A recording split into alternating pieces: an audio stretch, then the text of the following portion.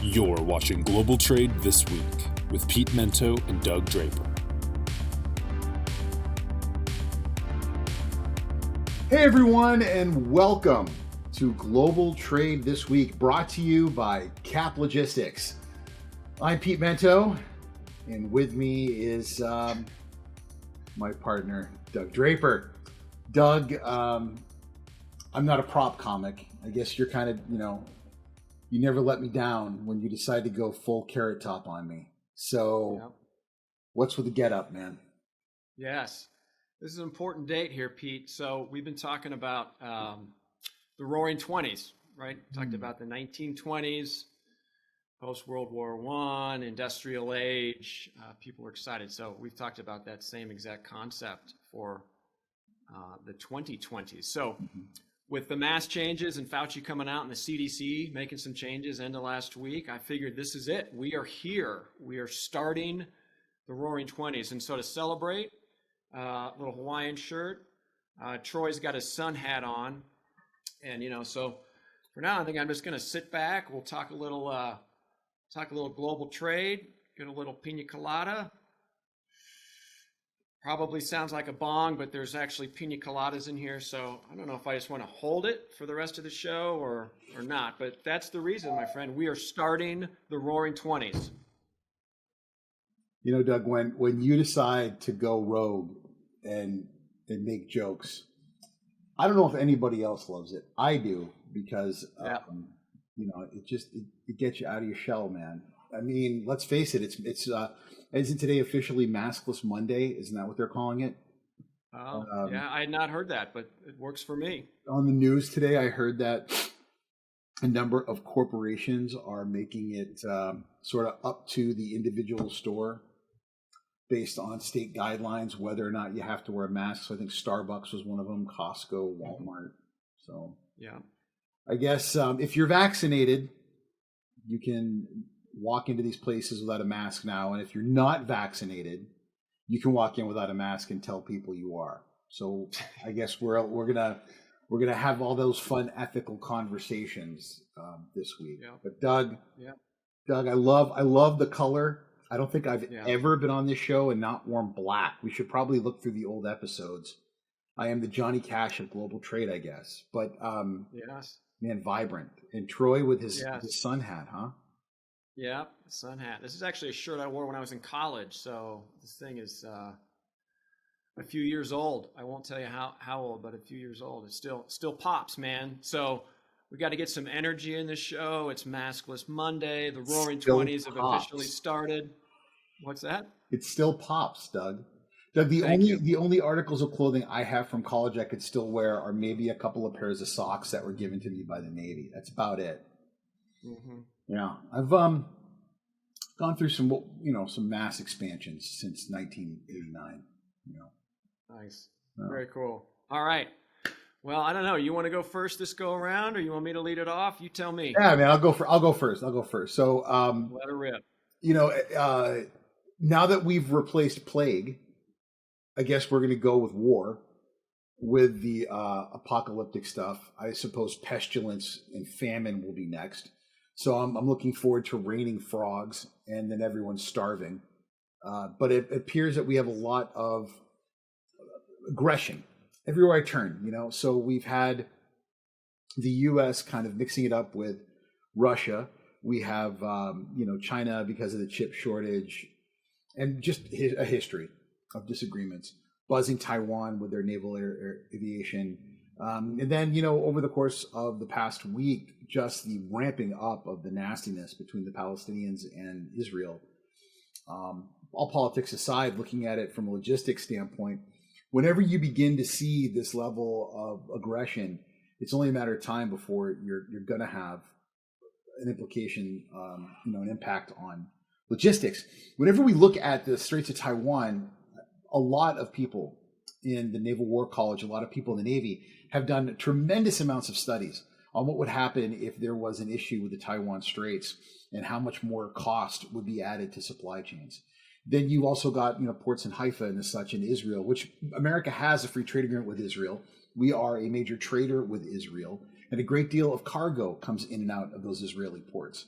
And it seems like every single time that Hamas and Islamic Jihad in Israel decide to get into a little bit of a bender, one of the first things that tends to get rockets aimed at it is the Israeli port infrastructure and airports. So you've got to wonder if this continues. At what point is it going to affect logistics spend and logistics infrastructure? It's one of those things that people don't pay much attention to. In contracts, there are very specific pieces of language about acts of war. It's right up there with acts of God. People start slinging missiles at each other, it's on you. So we should be watching this closely. If as human beings, we should also be watching it closely as professionals. It does have an impact on our day-to-day life. Like I said, man, if it wasn't 301 tariffs, if it wasn't a plague, now apparently it's going to be a war. So bring on the raining frogs and locusts, and I suppose the pestilence next, and the famine. Whole world's going to hell, man. I'm not even drinking yet. Yeah, well, you made a comment that you mostly wear black, so I don't know if that's the tone of your tone and tenor this go around. And there is a 17-year cycle of the locust this summer, so really get ready for that. Yeah. Oh, yep. There you go. So I think the infrastructure, I think, is the key thing that you made mention of that popped whenever you were just talking, is that when it's all said and done, people don't think about the infrastructure and how important and critical that is. And we're seeing that in some of our topics from other shows with the infrastructure bill that Biden put together. But of all the things related to going on, if you just want to stick to a business perspective on trade, if the infrastructure doesn't hold tight and that takes a blow in one form or fashion, that's when things are going to get a little crazy after the fact. So that was the one point that resonated with me. And Doug, every time you say the infrastructure bill from now on, I'm going to go infrastructure bill, because I'm not feeling it. I know that there's all kinds of other infrastructure in there, but that's certainly not it. But this whole conflict and what's going on with it will have a bleeding edge effect on transportation rates eventually. The one in Taiwan is the one that, what would this administration do if China decided to step it up? I did trade school on this not long ago, where I talked about how a significant number, we're getting darn near 50% of the people in Taiwan don't seem to have a problem with the idea of becoming part of China.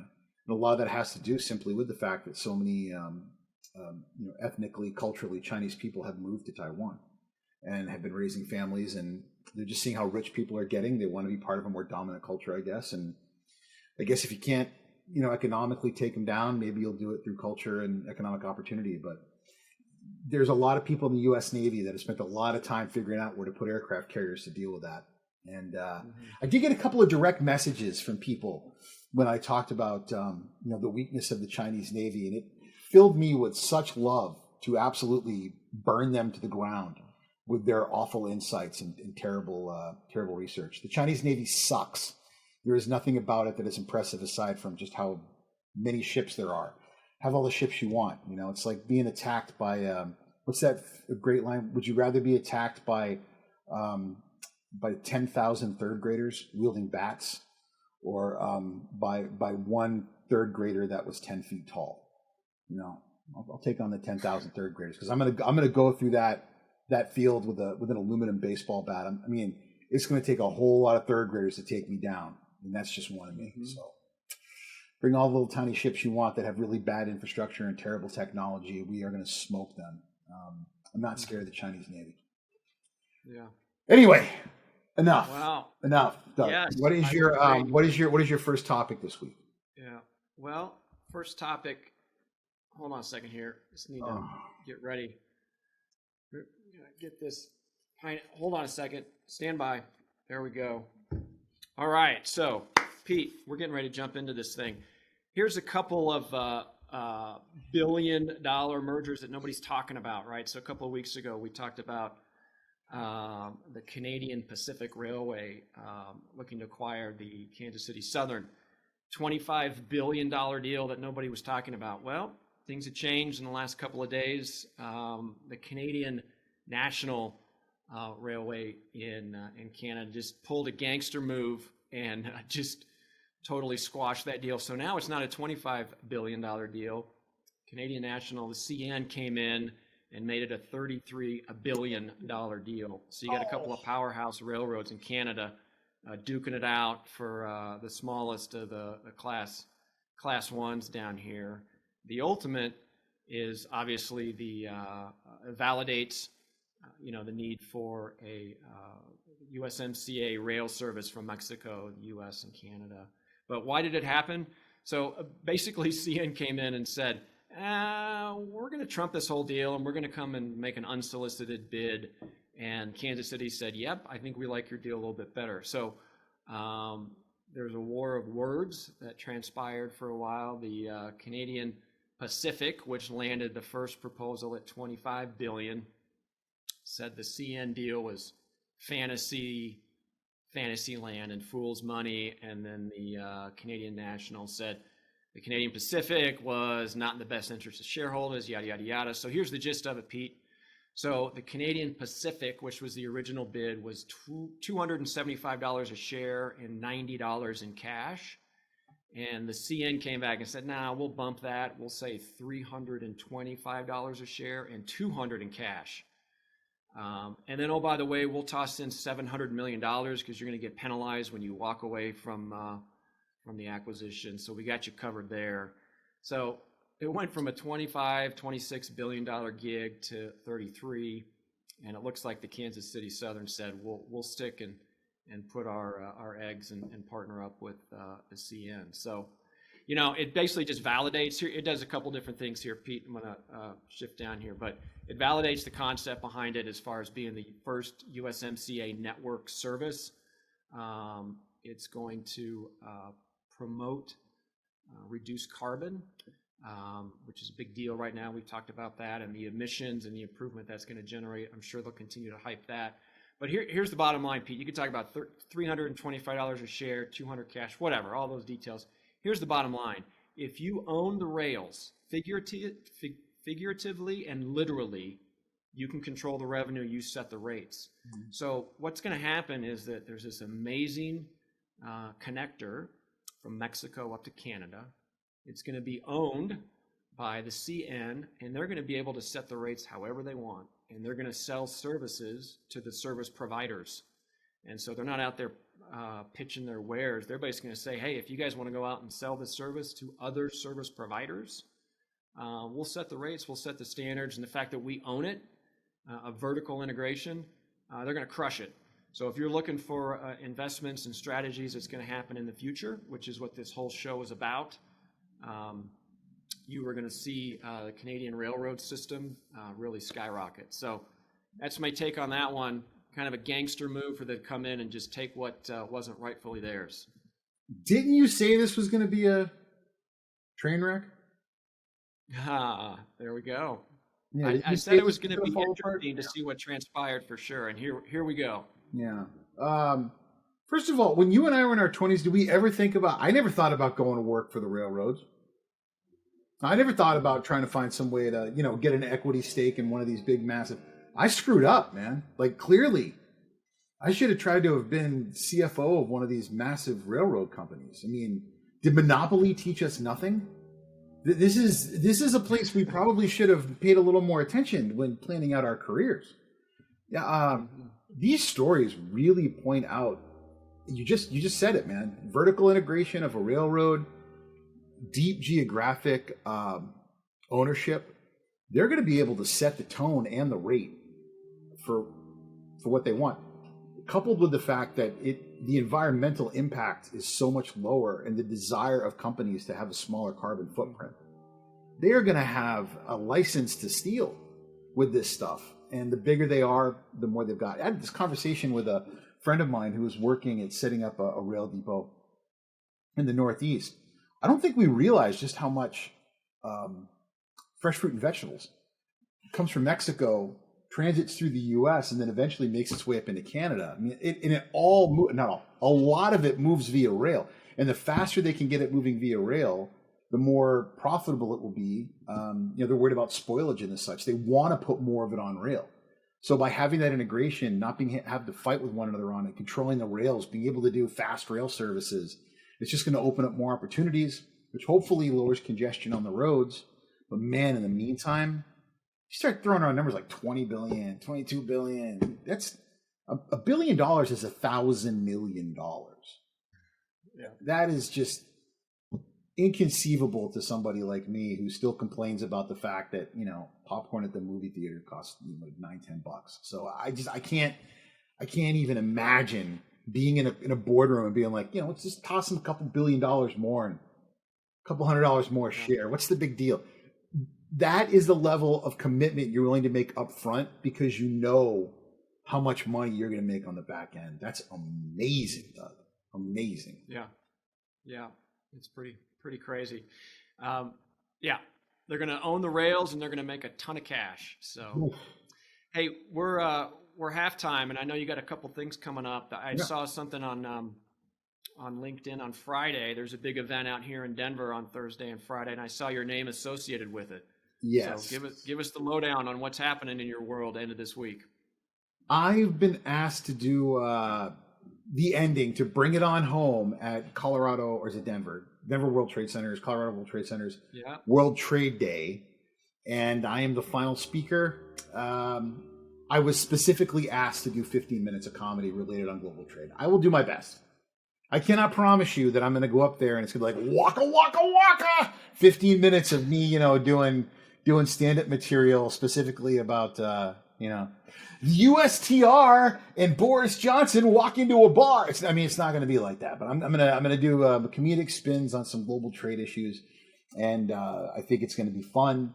I always like to close conferences because maybe 10 people are going to be left watching it, but hopefully, knowing that I'm going to be there freewheeling it, will get people to maybe pay a little more attention. So that'll be fun. We have trade school at the end of this Friday, 11 o'clock Eastern time, as we do every other week. And I'm actually going to be talking about conflict and logistics. I'm going to go over some historical perspective on how that affects supply chains, which should be interesting. Everything from civil unrest to political unrest and just downright, you know, war.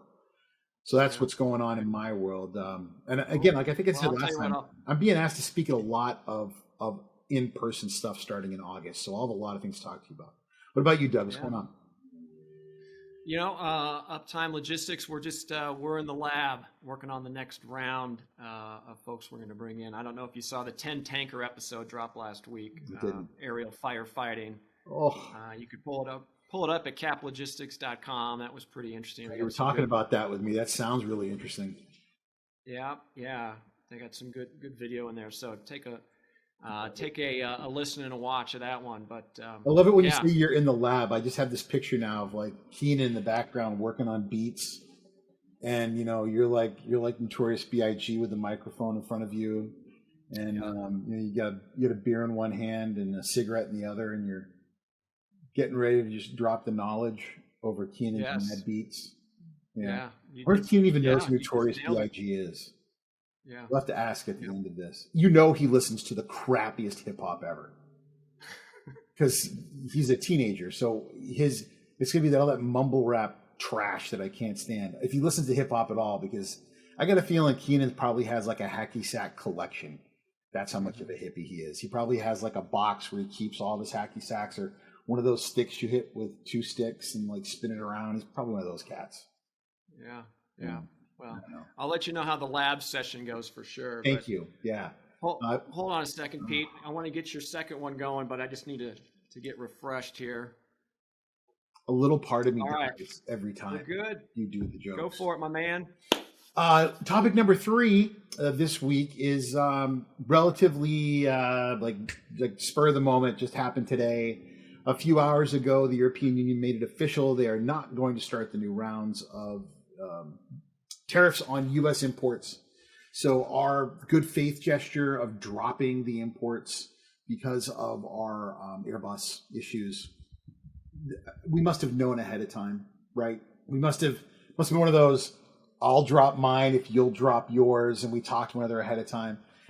So we did drop ours, they dropped theirs. So all those tariffs that were going to be on U.S. luxury goods, specifically liquor was a big one.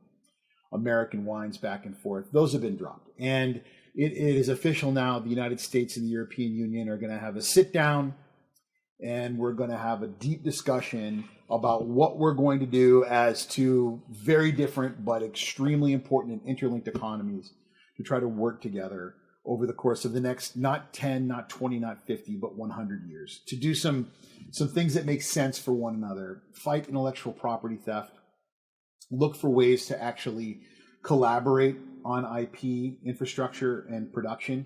What can we do to do more research? I mean, let's face it, these vaccines that we came up with like that, a lot of that was because of the ability for the US and Europe to move research back and forth. The fact that we collaborate so well with one another. Many of these vaccines were the joint efforts and the results of joint collaboration between these two governments. And we have to remember that the TTIP, the US-European Free Trade Agreement, was pretty much on the 5-yard line, ready to go before President Trump took office. And much of it had to do, not so much with trade. I mean, it had to do with reducing tariffs. It had to do with admissibility, creating standards for moving product back and forth. But, a big part of it was, would we allow certain European citizens to work in America without a visa, and vice versa, that were working in high technology industries? Are we going to allow for products that had historically been difficult to import into Europe? American beef, as an example. Certain American agriculture products, as an example. And then in the other direction, certain European agricultural products that we've always had a real problem importing, like butter and milk and et cetera, et cetera, et cetera. So sitting back down at the table again, trying to have a substantial adult conversation about moving forward, rather than one that starts off with, you did me wrong, let's make this a Bill Gates divorce. Oof. From the very beginning, I think we're trying to make this thing right from the very beginning instead. It's sort of one of those deals where you walk, you're the new boss and you're like, so I heard the old one was kind of a jerk. What can I do to make it better around here? I mean, they're going to blame everything on the past administration. That was insane. None of that was a great idea. Let's just start from scratch. Can we do a do-over? Everybody here's new. But a lot of the things that were done in the Trump administration, we've been wanting to do for a long time with Europe. And much of that sentiment still exists at the USTR. So expect that the intellectual property stuff, the expectation that they stop subsidizing certain businesses, it's all still going to be there. And a big one is going to be these digital platform taxes on companies like Facebook and Twitter and the such, where you're going to continue to see the European Union try to tax digital platforms that have no physical infrastructure inside of the European Union. And President Biden's team is going to walk in there with a hatchet and just start throwing them at skulls if they decide they want to go and do that. That will be the easiest way to ruin this new détente and love fest that's probably going to happen over in Brussels. Yeah. Two things on that. One is folks may be like, well, how, what transpired in the last 6 hours, how's that impact me? But I have a really good friend that works for a candy company. He's affectionately known as the Candy Man. And he was really concerned. A lot of his business is imported, and they were going to get squashed. That was a big, big deal. And it was very concerning. I mean, it was going to just flip their world upside down. So that's kind of a one that hit home. And then the other one is really, I think we made mention of before, kind of the apology tour that Biden is having in all kinds of different levels. I mean, you just alluded to it. I think if we just watch over the next 6 to 12 months, we're just going to check the boxes. Okay, I got to apologize to this country for that. I got to make sure these guys aren't pissed off us for that. Yeah. So there you go. I think I would agree with you. Above and beyond that whole apology tour thing, it seems to be this never-ending cycle of one president apologizing and then the next president being like, "Yeah, I didn't mean that. Let's get back to why I was ticked off in the first place." And that is not the most American way to look at something. We're going to do whatever we want anyway, and we'll just come back if we made people a little too angry and say we're sorry after the fact. Because it's us, baby. Like, what are you going to do? What are you going to do? Yeah. You going to have a party and not invite us? We're America. Come on. I mean, if Putin decides to invade you guys, what are you going to do? Right? We're the cops. We're the ones that show up and fix everything. You're going to throw the French at him? Good luck with that. So I agree with you. This is very much an apology tour. I think that the Europeans in particular are looking at the state of what happened in the pandemic, and they're saying, do we really want to put all of our eggs on China? Do we really want to say that we're just going to partner? This is the new place we're going to export everything to? Because that sounds like a really stupid idea. All of our ideas are going to get stolen. Anyway, Yeah. hit me with number 4, buddy. All right. Well, this is all about working on the railroad. So my two topics are related to the rail. And this one, we're flipping it over into China and Europe. So I was reading some stuff the other day about with the Suez Canal and how that really upended the whole the whole world, if you will, international logistics.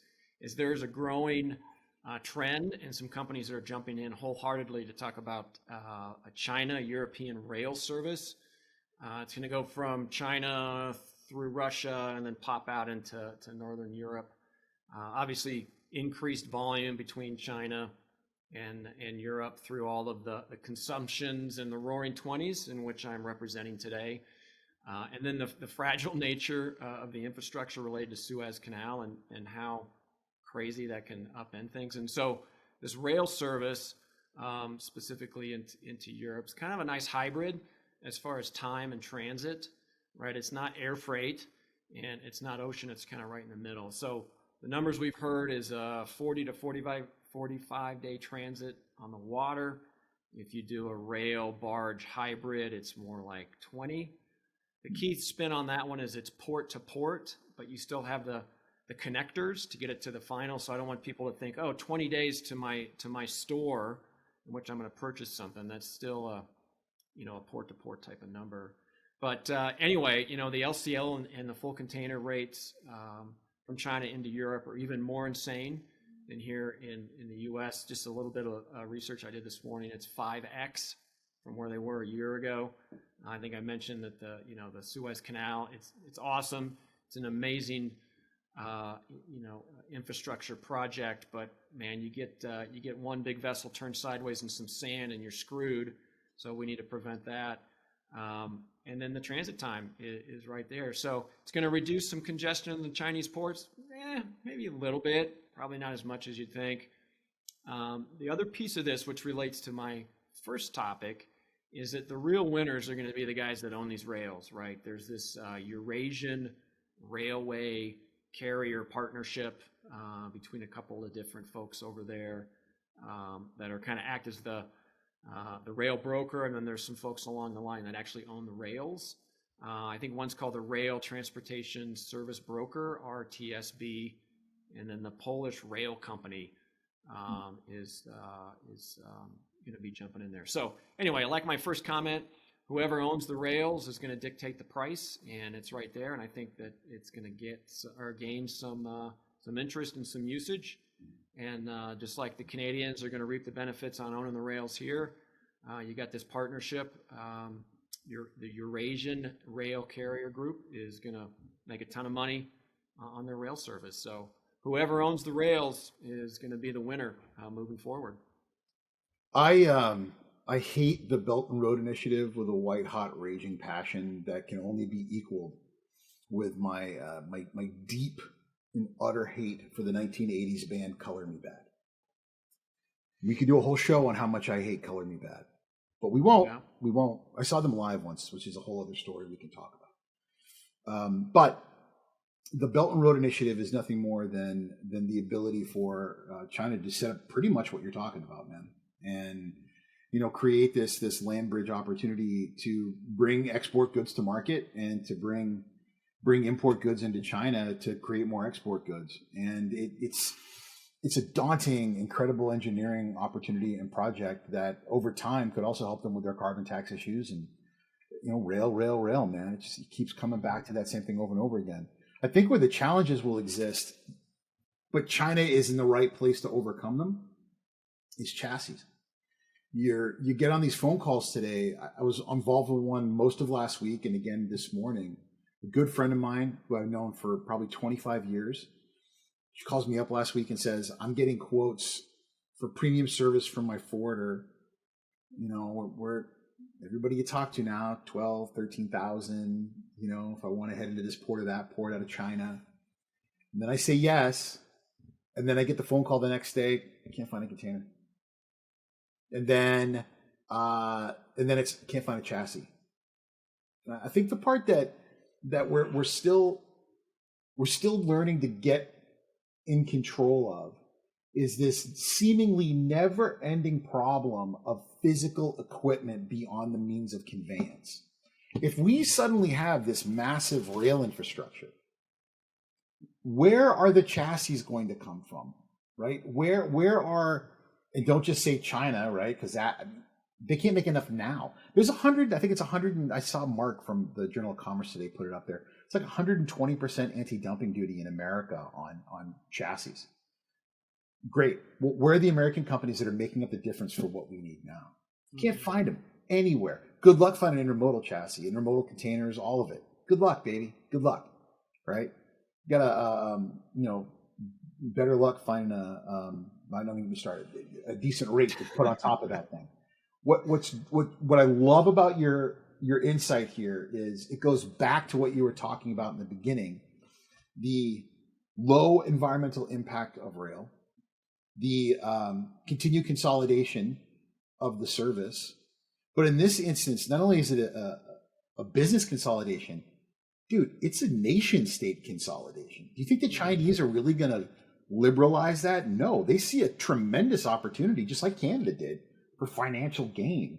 They're going to do everything they can to lock it down, create a need for it, and then a dependence on it. And it's going to be a ridiculous moneymaker for them for centuries. And as technology gets better, they'll continue to make it better and better. I see it as problematic for both sides of it until they figure it out. But it's the Chinese, man. It seems like every daunting logistics infrastructure problem they've had in front of them, they found a way around it. And I don't think this will be any different, bud. Yeah. It's going to be acquisition. We spoke about that's going to happen last week. And then, the rail has been kind of the quiet, service that we haven't really talked about. It's starting to show up in a big way and a big moneymaker. So listen, Doug, before we close out today, I'm going to beg you, right, to return to whatever like septuagenarian Hawaiian lounge singer you stole that shirt from. I want you to give it back to him. It's an important part of his act, okay? Yeah. And I want you to promise that you're never going to wear it ever again. Can't do that. Oh, listen, you can wear it when we go to Jimmy Buffett shows. How about that? All right. I think there are parrots on this thing, if you can see right there. I think the best Jimmy Buffett show, by the way, I ever went to was in Denver. It was the week that they made, or the month that they made marijuana available for adult consumption outside of medical marijuana. And Jimmy Buffett played that downtown. It was the week of the CSCMP when it was in Denver. So it was this magical confluence of events, like 30,000 parrot heads, Jimmy Buffett, and legal weed all at once. It was just it was probably, probably Jimmy's favorite concert, I bet. I got some people I can ask about that and find out. As a matter of fact, I'm going to do that for the next show. I'm going to find out if Jimmy remembers that show, and I'm going to give you guys a report and update on that. But that was the best, and I've been to probably 50 Jimmy Buffett shows. That was probably the best Jimmy Buffett show I've ever been to. Aside, of course, from the private one that I went to with like 8 other people a few years ago. Come on, man. Don't be name dropping like that. I'm not name dropping. I'm trying to distract the viewers from that ugly shirt you're wearing, Doug. My God. Yeah. Well, don't tell me it's a gift for your kids, because I'm going to feel terrible. This pina colada has been pretty good. I appreciate it. Hot off the presses. So I think, hold on a second. We'll have to end it on that note. As usual, Global Trade This Week comes to you on Mondays. And Cap Logistics, they work it in the box. Keenan does a phenomenal job to turn this show out. So please visit caplogistics.com for some transportation, for all your transportation needs. So Pete, it's good. I think next week I'll be back to normal. But I'll tell you what, Roaring 20s, they're upon us, my friend. It's here. It's now. I'm just happy that Keenan won't have to wear a mask to his prom this year. I think that's pretty exciting. All right, Pete, as always, good to see you. Peace. Have a good week. Take it easy, everybody.